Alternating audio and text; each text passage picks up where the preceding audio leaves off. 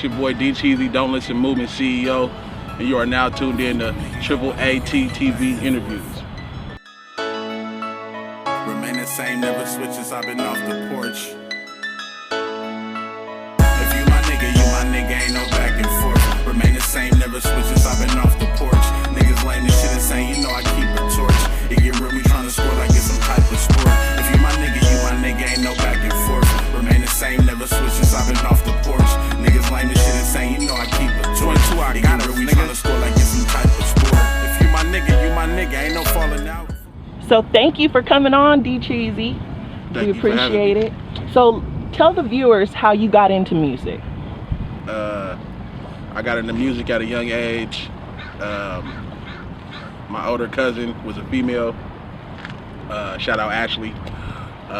She was writing her little raps and stuff, and I heard her writing. We was on my granny porch, and she basically showed me how to write bars, and then since then I just took off with it. I was like 8 or 9, if I can remember. But see, that was my first time writing, and then I had recorded a song in the studio, whatever.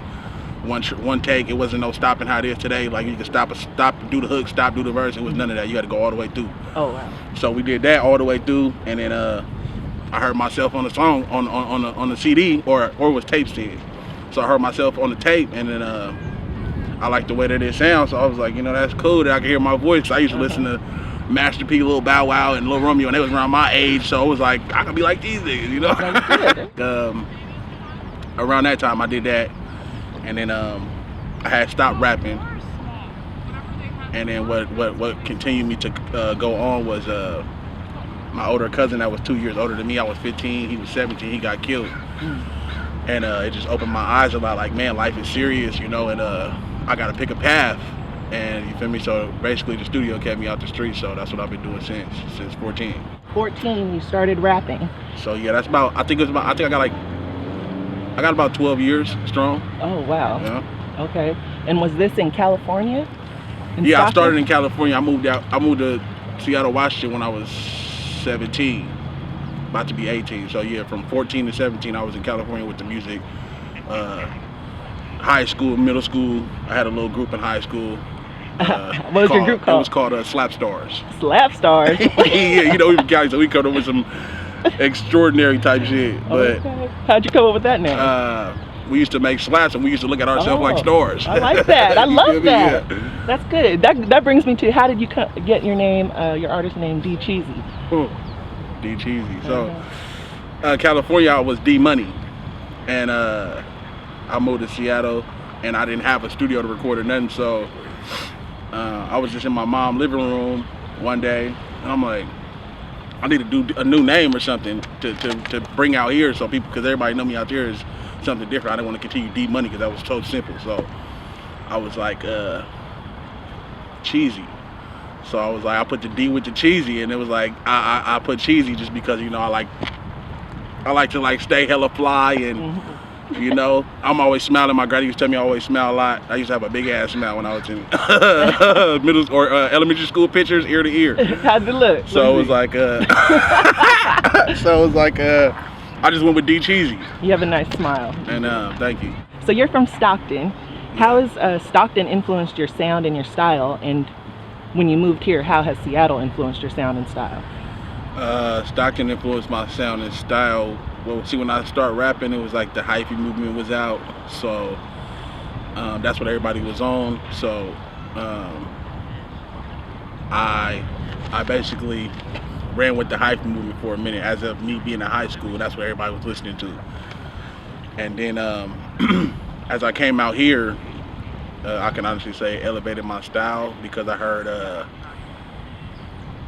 other rappers out here rap, but it wasn't like how I rapped. So what I did was, what it did was make me, being out here made me think about times back at home. So when I write, it would be like me storytelling. So I went from a hypey rapper to like a real storyteller. And yeah, I feel like that's how it influenced me. That's awesome. You like come up with your lyrical content, like when you write, because you're a songwriter, that's how you first started off with your cousin. how do you come up with that lyrical content? Is it like, or content, excuse me, is it from experiences, or like, is it? Yeah, see, everything I rap about it has to be experience, or it's like it don't even come to, if I say something that's like not not something I've done or not something I've seen, it's just like it's fraud to me. So I just stay away from it. I'll write it and I'll be like, nah, that ain't me. You know, I'll erase it and come with something better. What would you say separates yourself from other artists? What separates me from other artists is that I'm me, you know, and I don't try to be like nobody else. And I got my own sound. Like a lot of people will be like, oh, you sound like this person, but it'll be a person that I never even heard of, you know, a person that's not even out here or something. So it's like, people out here, I just feel like it's like more mainstream rap. Mm-hmm. Me, I'm more like, I can write deep songs, I can write love songs, I can write hyper energetic songs, party songs. I can write up to anything I can do. You know, I can do it if I really want to do it. Yeah. But I stick to my own genre of music, which is being different and basically just storytelling. That's my life is in my music, really. So who has inspired you musically? I can say the main person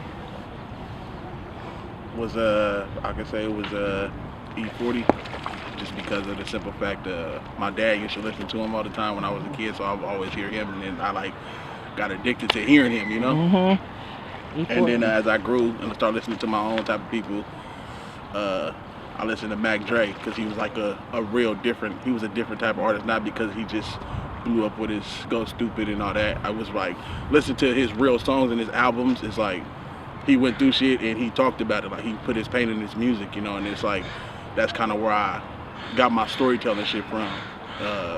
And on top of that, just to be able to rap about anything. So yeah, Mac Dre, I could say honestly, my number one. Yeah, that's what's up. That's full West Coast.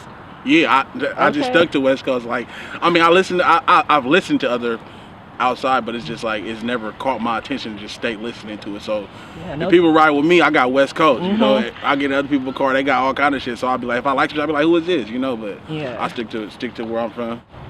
Your brand that I've seen plastered on everything you do, the Don't Listen movement. Who are they?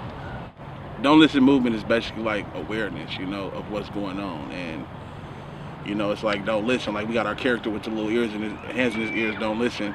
And it's basically like look what's around you, you know, look like you can see through people. So it's like see what's real and see what's not, you know, that's basically what we on. And how did that form? How did the Don't Listen movement form? Don't Listen movement formed from my brother Deshaun, Twin 2, the General, R.I.P.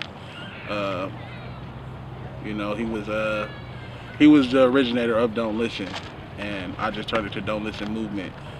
You feel me? It was Don't Listen at first, and you know, he lost his life to some nonsense for not listening, and that's why I push it, you know, and in a different area though than what he had it, but it's still what it is. Like we still rep him for who he was, and yeah, so I made it to a movement.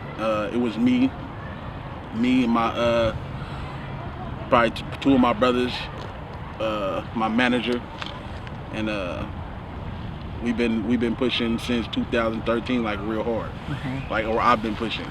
And then as time came along, you know, my bro Matt Cassius, he moved out here, and my manager's brother, and he joined us, and he been pushing. I got another artist, Trey Real, he's pushing. I just made it to a movement. I brought people on that I seen was hungry like I was when I didn't have nothing, when I didn't have nowhere to record. And you feel me? So that pushed me to be like, if I can help somebody, I'm gonna help them. You know, I ain't hold nothing back. You know, so it's like I want to see everybody eat along with me. You know, it's not, I ain't just know it's all about me. It's all, so that's why I made it a movement. It's not just all about D Cheesy. You know, it's about the whole crew, or you know, the whole everybody, everybody that's involved, from the fans to the you know, to my family, to the people that knew my brother, everything. You know, that's what it's about. So yeah, Don't Listen movement is it's a strong meaning behind it, man. It's not just something we made up. Yeah, and so to commemorate him, you also have the Don't Listen movement merch. Yeah, we just started a little clothing line and just to see how it would do. And it's on my shirts. We got Don't Listen merch on Instagram, Facebook.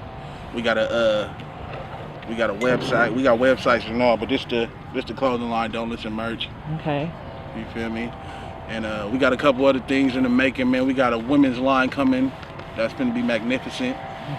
And yeah, we everybody buying them, man. They selling out from all over the world. We selling the shirts from Hawaii, Frisco, Virginia, Chicago.